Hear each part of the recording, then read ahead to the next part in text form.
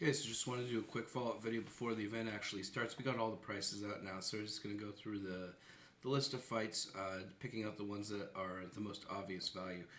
The main event, Allen versus Kattar. You can still get Allen scorecards no action at plus 115 on Bet Online. You can also get it plus 115 on Bodog. FanDuel has the Kattar scorecards no action at plus 110, and DraftKings, I believe, still at plus 120. Easy Arb could pick your side, either one. They both can't be wrong. Also, one that popped up, Calvin Kattar, more significant strikes, which at Bet Online is minus 175. At Bodog, only minus 155. And you can see in this single game parlay at DraftKings, Arnold Allen at plus 180. I do think that the Calvin Kattar is the better side of it, although it wouldn't be bad if you wanted to hedge the Arnold Allen plus 180 along with some of the unders. Because in all likelihood, if it's going to be Arnold Allen more significant strikes, it's going to be one that ends relatively quickly. Next fight, Max Griffin and Tim Means. We have a similar thing with significant strikes props. We have Tim Means at plus 170 on Bet Online still. Bodog as well. And we could see in single game parlay here. Not a huge position, but you can get Max Griffin at minus 160. So I do think that the Tim Means side at plus 170 on Bet Online and Bodog is definitely the better side of it, but not something that I'd want to be heavily invested in. Not something that you can really arball that easily, and it wouldn't be very much value, if any at all. Because, of course, on DraftKings, the ties are losses, whereas they are not losses on Bet Online and Bodog. Vandera Costa, nothing really that stands out. Freeman and Gore, I do still like the Gore scorecards in action at 150, and you can combine it with the Freeman money line at minus 150 to get Freeman decision only at minus 150. I do think that's great. Everybody talks about Gore being low volume. He doesn't shoot all that many takedowns. Freeman is going to be definitely the more active one. When the money line is sitting, you can barely even get him at minus 150. To be able to get the scorecards only on Freeman at minus 150 is quite good. And if we look on DraftKings, which is one of the only sites that has the decision only, what are we able to get it at minus 190? So you can see it's quite an efficient price relative to how the markets have priced it. Quite good. I have used those two pieces together. The Jacoby Khalil Roundtree, I was on earlier at the Khalil scorecard. It's no action 170. It is still plus 145. But you cannot combine it with the money line of Jacoby anymore because more money has come in on Jacoby. He's now sitting around minus 175, which I think is fair, but don't really want to bet. If you did want the Jacoby scorecards only, though, at a price that we were able to get by combining those two earlier, you see that DraftKings has it at minus 165, which I think is actually a fantastic bet. But the real money on this one was in the significant strikes props, which we can see right now. Khalil Roundtree 280 on DraftKings. This was actually 600, while at Bet Online and on Bodog, it opened up at minus 125, which I max bet, and I bet it again at minus 135 because wow, it's a huge gap.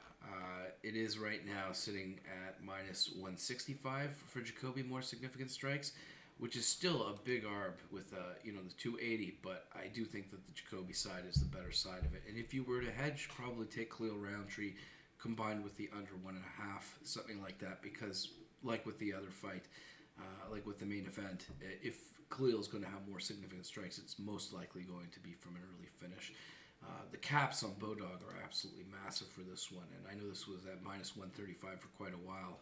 A couple of people blasted it, and seemingly it only dropped to minus 165. Still great value here, I think.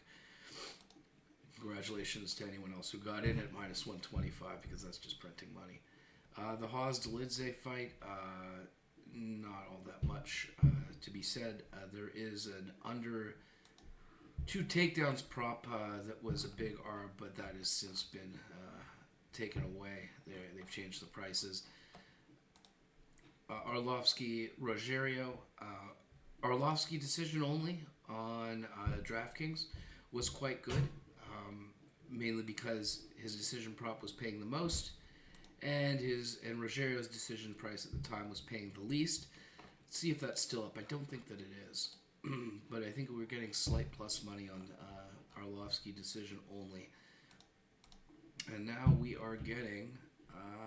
Oh no, we're still getting plus 120 decision only on Arlovsky.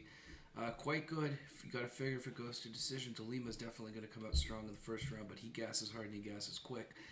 I think if this goes to decision, Arlovsky is most likely a favorite, if anything.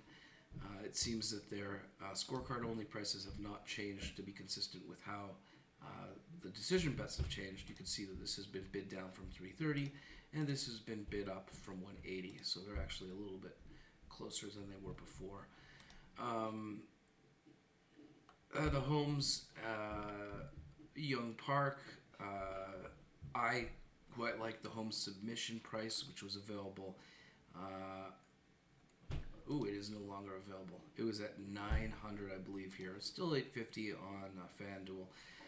Not necessarily a market-driven good bet. Just looking at their history and the proportion of Holmes finishes that are coming from submission. I mean, he gets much more submissions than he does knockouts, and it's not priced accordingly in the props, as well as Young Park has an exceptional chin. Doesn't seem likely that he's going to find the knockout. I would just take the submission there, and if it's at an efficient price, which $900 and $850 it is, I think that's definitely something worth looking at. Hooper Garcia, we see in DraftKings. Let's just take a look here. This is very deep into the fighter props. I believe it was Steve Garcia, 2+ takedowns, and let's check what this is. Steve Garcia.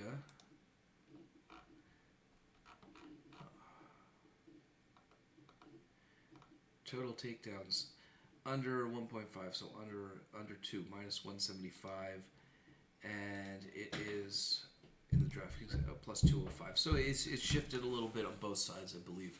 I think this was actually around a 250, and this one is around a minus 150.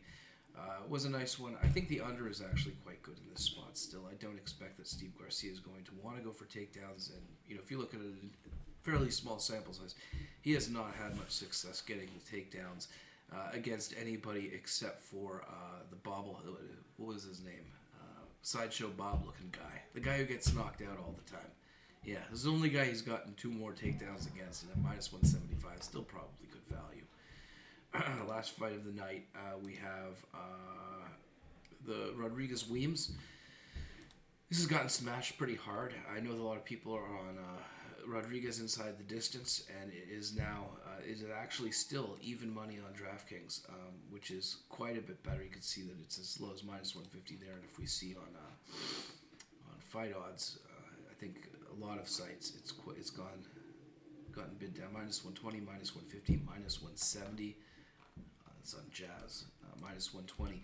The even money is quite good. You can also get even money on his inside the distance at PokerStars through their odds boost. I know that I've seen some people get it as high as plus 105. I don't really have all that much of an opinion on the bet itself, but people have pointed out that he gets his finishes. He has finished the vast majority of his wins. Weems has been finished in the vast majority of his losses, and you're getting even money on a guy who's otherwise somewhere around minus 400 on the money line. So it definitely seems like a good value play, inconsistent with the markets. Even money on DraftKings and PokerStars, pretty good. Looking at the non-UFC stuff, the Piccolotti, oh my God, this fight goes to decision here was plus 240 for a very long time, and nobody was touching it because there was nothing on the fight. It doesn't go to decision, but yeah, now it's been bid down. It's not showing up, but this was plus 240 for a long time. A huge arb against DraftKings. I do think that the fight doesn't go to decision right now is actually a lot more reasonable, and it is a testament to the fact that people do agree with that because the 240 was lingering out here on BetOnline for a very long time, and the only reason I think that it dropped was because they were arbing it against the DraftKings price and the prices on other sites. And you can see there's been no movement otherwise.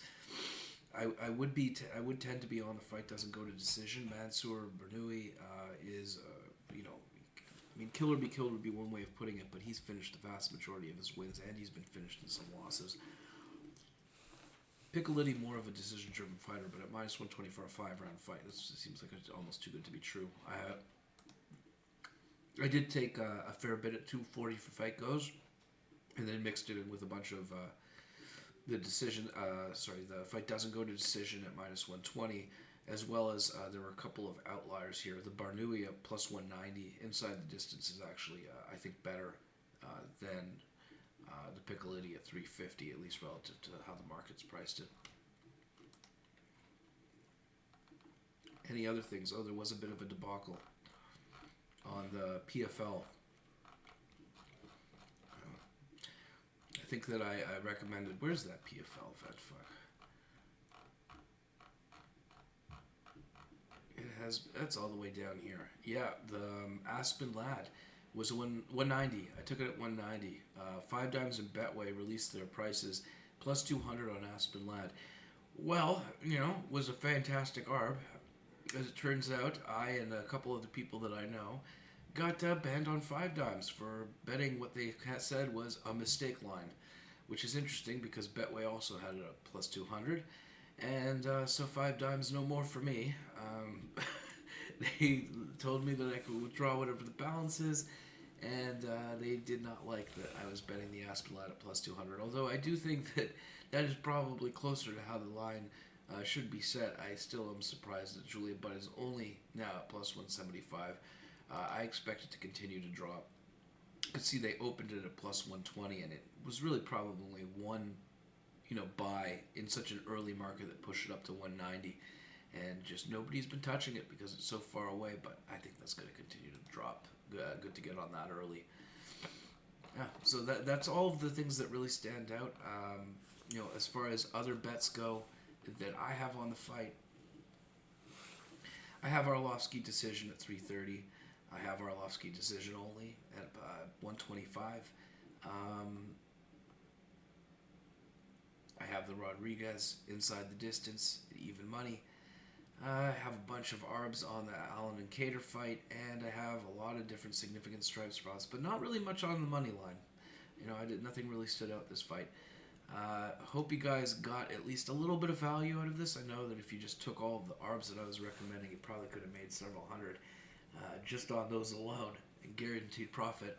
I'm going to try to get other videos out in the future even quicker. I know that I missed out on a couple of the FanDuel Super Boosts. You can see here, let's just refresh it. They had an odds boost on the Leafs game that is now paying plus 250. Oh, they've just removed it altogether. There was a super boost on the Leafs game that was paying 325, and it was paying way too much. Then they took it down to 250, and then they just removed it altogether. It would have been nice to get that out in the video quicker, but they don't have it. I have looked over the UFC boosts. They are not good. They're not bad. They're roughly about break even. There are a couple of them. I think they only have one up right now, which is Arlovsky-Ruggiero over 2.5 and Vandera fight over 1.5. That works out to almost exactly break even at plus 220, so not necessarily something you want to take. Same thing goes with the super boost on the NBA. A little bit difficult to estimate because their over-unders for points were set at 26.5 for Curry and 31.5 Durant. But my estimate would be that it would be worth something around a plus 375. So slightly plus EV, not something that I would rush to bet. Especially I wouldn't max bet it if you're dealing with a small bankroll. But I did max bet it at 400. I do think that it's very slightly plus EV. Alright, that's all for today. I'm going to hope to get out some videos early on next week's cards so we can make projections on what we think that the props that are worth before they're released, so you know what to buy them at. Again, if you liked it, hit the subscribe, the like button. Just starting out here, so every subscriber really means a lot to me. I appreciate just taking the time to listen to it, and I hope you guys made some money. Thanks for watching.